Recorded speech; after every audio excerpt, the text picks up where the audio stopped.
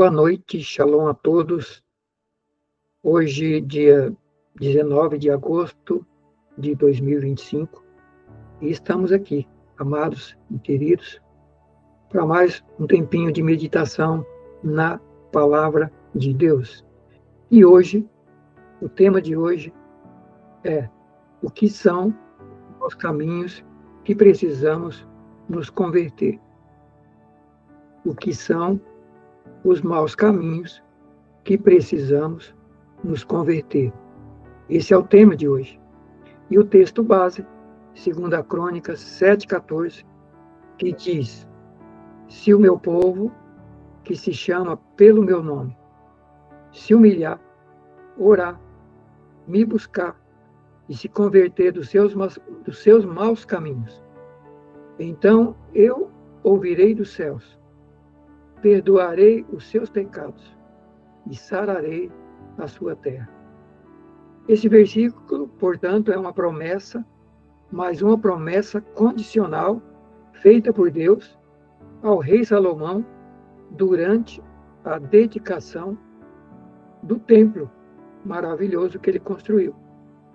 Então, foi durante a dedicação, a consagração do templo que Deus se manifesta para Salomão e fala para ele essa promessa. Ele diz: eu mandar castigo na terra, mandar fome, mandar seca, mandar peste, mandar doença, por causa do pecado do povo. E daí, no versículo 14 do capítulo 7 de 2 Crônicas, Deus fala essas promessas. Deus coloca essas promessas que nós lemos aí. Deus afirma que, mesmo que venha juízo por causa do pecado, se houver arrependimento verdadeiro, ele trará restauração. A parte final diz aí: ouvirei dos céus, perdoarei os seus pecados e sararei a sua terra. Amados, isso vale para a nação, isso vale para a família, isso vale para uma pessoa sozinha.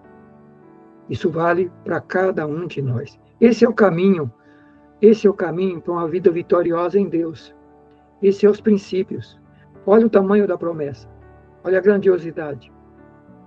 Vou ouvir, perdoarei os pecados e vou sarar a terra. Nós vimos nas lições anteriores, Isaías 58, 59, que pecado separa o homem de Deus.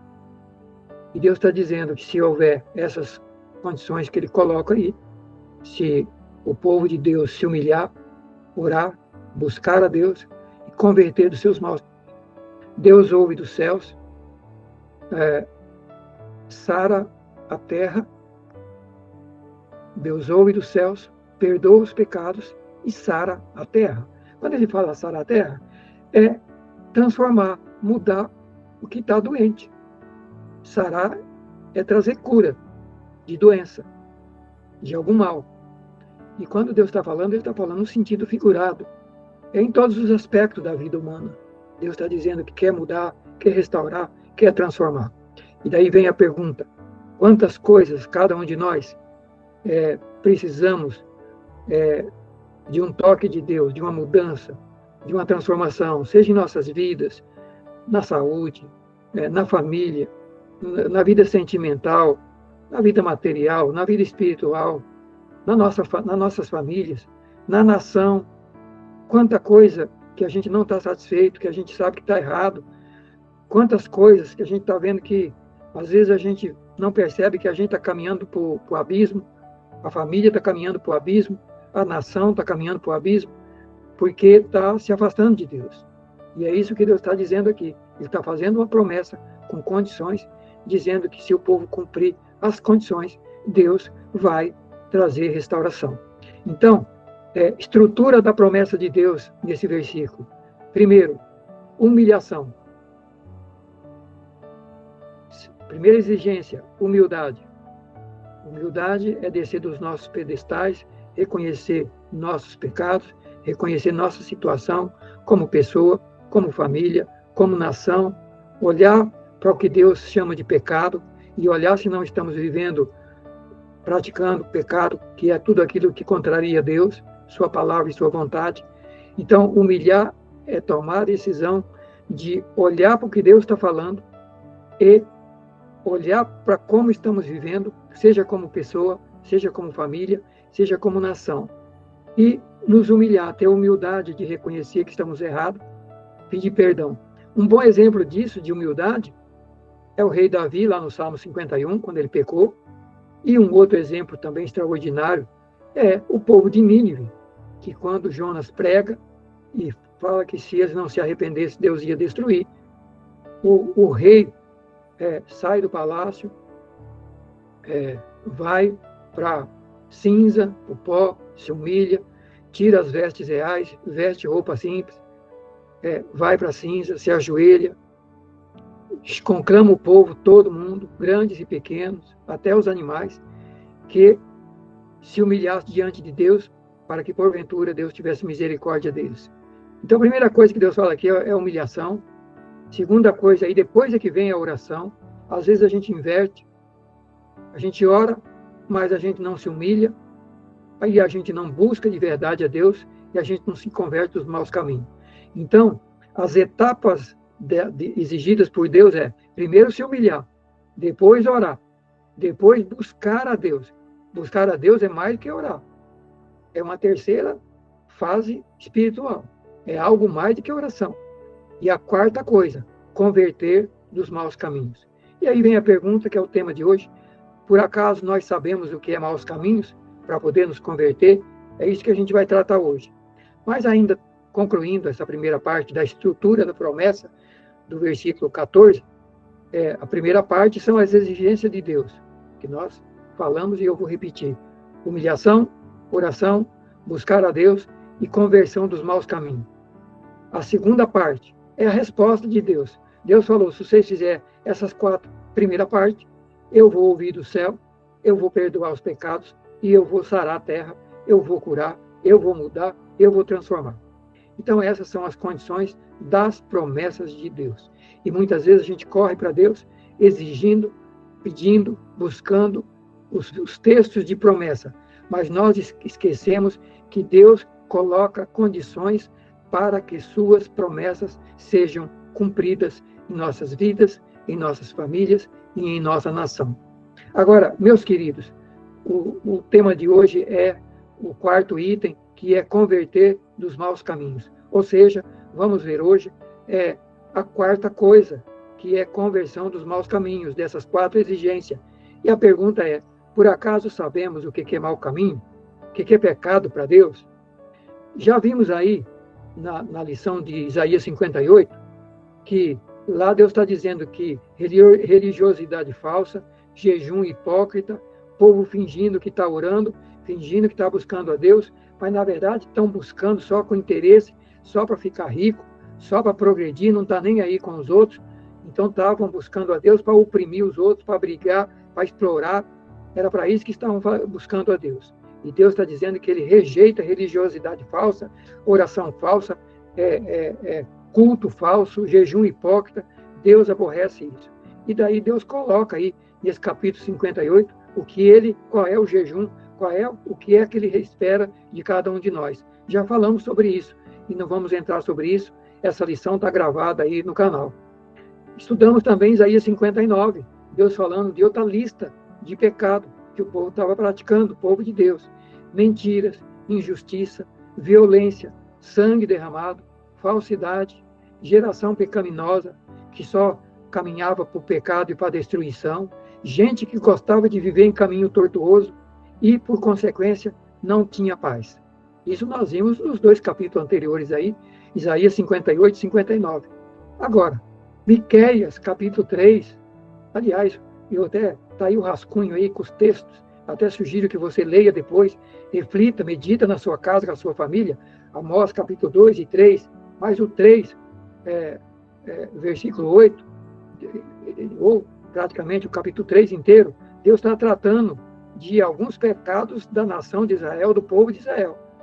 E o primeiro é injustiça social e econômica. E aí a gente pergunta, por acaso no Brasil acontece a mesma coisa? Temos no Brasil injustiça social e injustiça econômica? Temos gente muito rica, com muito, e gente sem nada? Temos. Temos injustiça social? Temos. Temos gente usando tudo quanto é coisa errada para tomar o dinheiro da nação, para se apropriar do dinheiro da nação e construir impérios e deixar a nação na miséria? Temos. Isso é injustiça social e econômica. E é o que está em Miqueias 3:8. Corrupção religiosa e política. Temos corrupção religiosa no Brasil e política de monte. Corrupção na política, mas corrupção dentro da igreja também, das igrejas. Temos hipocrisia nos cultos? Temos. E Amós está descrevendo isso aí. Hipocrisia nos cultos. Pessoa cantando e falando só da boca para fora. Na prática, em sua casa, nos negócios, no casamento, na escola, por onde passa. Não vive nada do que prega, do que canta, só fala de boca para fora, mas não pratica. Então, o que é isso? Hipocrisia. Religiosidade hipócrita, falsa. Hipocrisia nos cultos. Ganância, opressão, mentira, rejeição à verdade de Deus. Tudo isso está no livro de Miqueias, capítulo 2 e 3, está aí para vocês analisarem. É o que o profeta estava falando naquela época e parece que ele está pregando para nós hoje. Injustiça social e econômica, corrupção religiosa e política, hipocrisia religiosa nos cultos, ganância, opressão, mentira e rejeição à verdade de Deus. Milhões não quer ouvir a verdade, não quer que pregue a verdade, quer que pregue coisa boa. Na época o povo estava assim, rejeitava, perseguia quem pregasse a verdade, quem falasse a verdade. E hoje não é diferente.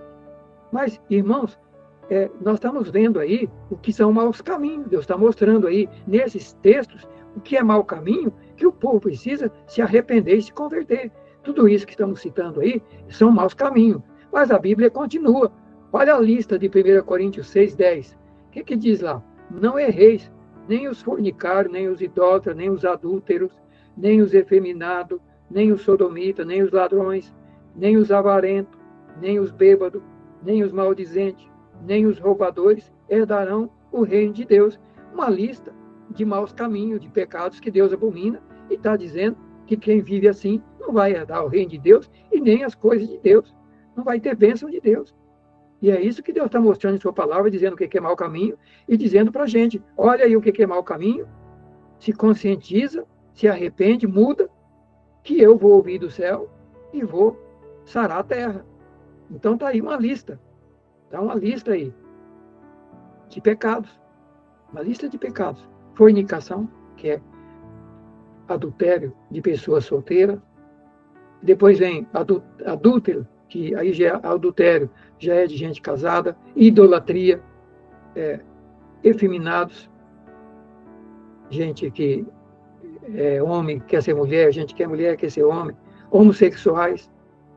Mas a lista continua. Ladrões, avarentos, gente que ama o dinheiro, gente que só vive bêbada, gente que ama a bebida, maldizentes, que são os caluniadores, difamadores, e os roubadores. Então está uma lista de maus caminhos aí, 1 Coríntios 6:10. E eu mandei para vocês aí, no rascunho do estudo. Mas a lista de maus caminhos continua. Hoje nós estamos vendo, queridos, o que é mau caminho à luz da Bíblia, para a gente olhar e dizer, Deus, alguma coisa disso aqui eu estou fazendo, eu preciso me converter, eu preciso abandonar.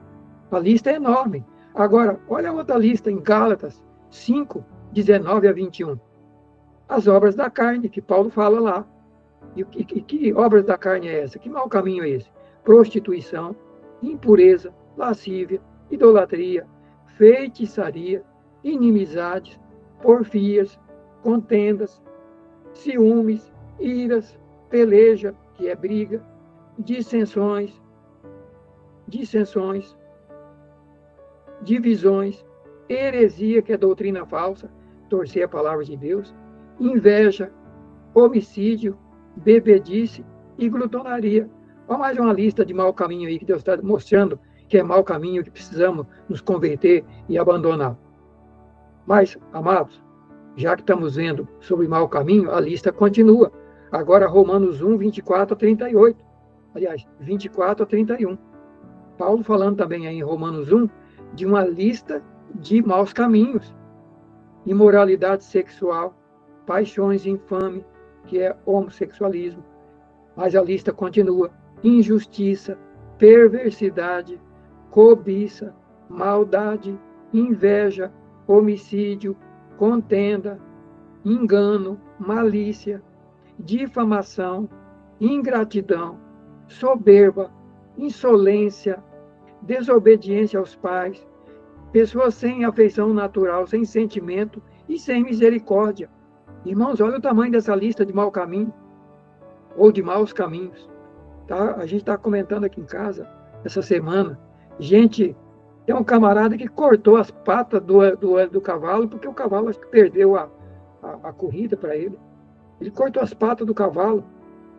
Irmãos, isso é maldade. Isso é maldade. Isso é gente sem afeição natural, sem misericórdia, gente perversa, gente má. Gente má. E tem uma palavrinha aqui que eu fiz questão de ver o que é. Insolência. Insolência, a Bíblia fala aqui de insolência. Aí, todas essas palavras, é só você botar no Google aí, ele já vai traduzir para você imediatamente. Mas olha a insolência, o que é. Olha a tradução de insolência. Pessoa insolente é pessoa desrespeitosa, atrevida, malcriada e desaforada. Esse é o insolente. É o que é desrespeitoso, atrevido, malcriado e desaforado. Está aí a lista, irmãos, de caminhos maus que Deus está dizendo que nós temos que sair fora, abandonar, se nós quisermos que Deus ouve nossas orações, perdoe nosso pecado e tenha misericórdia de nós e venha nos sarar em todos os aspectos. Mas, queridos, ainda tem uma listinha em 2 Timóteo 3, 1 a 5. O apóstolo Paulo fala que nos últimos dias virão tempos difíceis. As pessoas serão egoístas, amarão o dinheiro, serão arrogantes, blasfemarão de Deus, de sua palavra, de seu povo. E mais do que nunca vivemos uma época de blasfêmia no Brasil, blasfema-se de Deus, blasfema-se da igreja, blasfema-se das coisas de Deus, blasfema-se de pastores, de liderança, blasfema-se da palavra, de princípio, blasfema-se de tudo. Desobediente aos pais, gente ingrata, gente ímpia, impiedade. O que é o ímpio? O ímpio é que não tem piedade, é o cruel. Traição, gente orgulhosa, amante dos prazeres mais do que amante do que de Deus, ama mais as coisas do mundo, ama mais as coisas materiais do que Deus, não tem tempo para Deus, tem tempo para tudo, gasta o dia inteiro com um monte de coisa material, mas se você chama para oração, você chama para um estudo, você chama para um convite, para um encontro de louvor e adoração, você está bancando toda a despesa, o conjunto que vai tocar, a gente está botando aí 10 mil reais de despesa para proclamar a palavra de Deus, para adorar e para levar Deus às pessoas, e a gente sai convidando, e a gente vê quantas pessoas, eu não vou poder ir, eu já tinha outro compromisso, eu não posso ir por isso, eu não posso ir por aquilo. Queridos, essa é a geração mais amante dos prazeres do que amigos de Deus. Tem aparência de piedade, mas nega a sua eficácia. E concluindo, o apóstolo Judas, denunciando os falsos cristãos, em Judas capítulo 1, ele fala que, primeiro, nesse tempo do fim, as pessoas iam transformar a graça de Deus em libertinagem. Primeira coisa, transformar a graça de Deus em libertinagem. Aceita Cristo, entrega sua vida a Jesus e pronto. Seus pecados estão perdoados, você está na graça de Deus, você está liberto, você pode viver do mesmo jeito, porque Deus te perdoou, vai continuar te perdoando, você pode continuar no pecado, porque Deus é amor, Deus é misericórdia, Deus é bom, e você pode continuar no mesmo pecado que você vivia antes, na mesma lama que você vivia antes. Isso é gente que está transformando a graça de Deus em libertinagem, diz o apóstolo Judas. Segunda coisa, negam ao Senhor Jesus. Terceira coisa, são rebeldes. E a Bíblia diz que esse povo que transforma a graça de Deus em libertinagem, ele segue o caminho de Caim, o caminho de Balaão e o caminho de Corá. É só você ir lá para o Velho Testamento e pesquisar quem foi Caim, o que ele fez, Balaão e Corá. Você vai ver o que esses 3 homens fizeram. Murmuradores são insatisfeitos e são arrogantes. Escarnecedores que seguem suas próprias paixões. Escarnecem de Deus, escarnecem da Bíblia.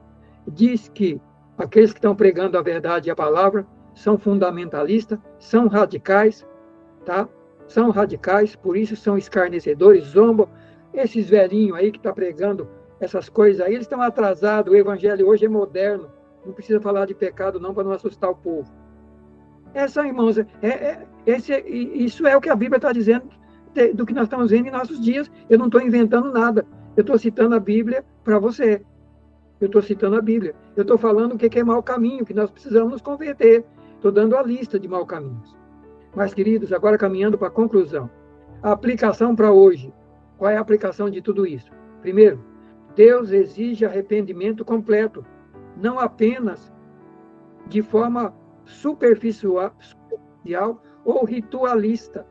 Não é porque eu estou na igreja, não é porque eu vou para a igreja, não é porque eu estou apenas orando, eu jejum, ou eu dou dízimo, que eu me arrependi. Eu posso estar na igreja, eu posso estar orando, eu posso estar dizimando, mas se eu estiver vivendo, praticando esses pecados, lista de pecados que veio aqui, eu não me arrependi. Se eu estou vivendo no pecado, eu não me arrependi, eu não me converti. Então, a aplicação para hoje. Deus exige arrependimento verdadeiro, não superficial e nem ritualista. O pecado individual e o pecado coletivo afasta Deus da nação. Precisamos nos conscientizar, irmãos, que pecado individual nos separa nós de Deus, e o coletivo afasta a nação de Deus e Deus da nação. Então, se a coisa está indo para o buraco no Brasil, é porque estamos afastados de Deus. E precisamos voltar urgente para a palavra e para os princípios, se a gente não quiser cair todo mundo no buraco. Terceira coisa, o padrão de Deus não muda. Deus não muda seu padrão, queridos. Deus não vai mudar o padrão dele por causa de nós. É nós que temos que mudar e nos enquadrar no padrão de Deus. E qual é o padrão de Deus? Justiça, misericórdia e verdade. É os fundamentos, é a base do trono de Deus. Justiça, amor e verdade. O contrário disso não é Deus, é maligno, é satânico. Quarta aplicação. A cura vai começar. A cura começa no coração, aliás, de cada pessoa que se humilha, que busca, que ora, que busca a Deus e que abandona o pecado. A cura começa no coração de cada pessoa que se humilha, que ora, que busca a Deus e que abandona o pecado. Conclusão. Qual é o caminho da restauração? Da minha vida, da sua vida, das nossas famílias e da nossa nação. Qual é o caminho para mudar tudo que está errado, tudo que não deu certo até hoje nas nossas vidas, na vida das nossas famílias e na vida da nossa nação? Qual o caminho? Está aí a resposta em 2 Crônica 7,14. Qual é o caminho? A gente viu aí. Humilhar, orar, buscar a Deus e converter dos maus caminhos. E daí, o que Deus vai fazer? Ele vai ouvir do céu, vai perdoar os pecados e vai sarar a terra. Vai sarar a terra da pessoa, a terra da família e a terra da nação. Queridos,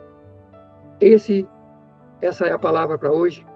Esses são os maus caminhos que Deus elenca na sua palavra, que precisamos nos converter.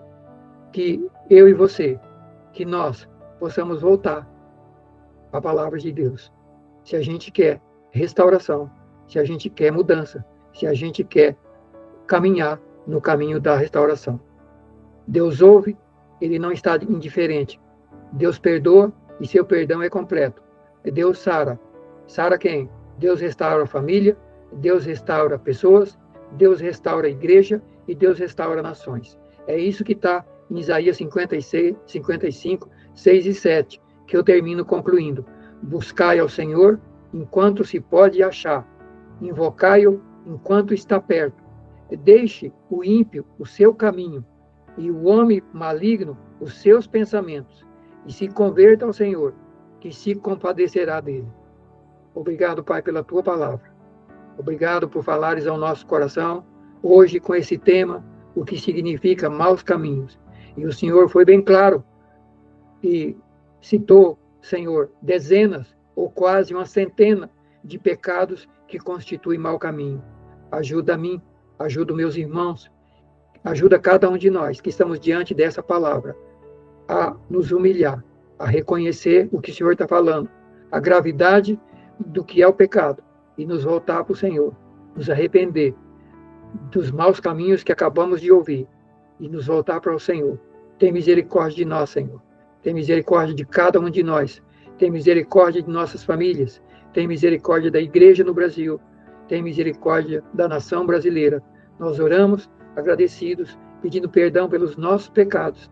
Em nome de Jesus. Amém e amém.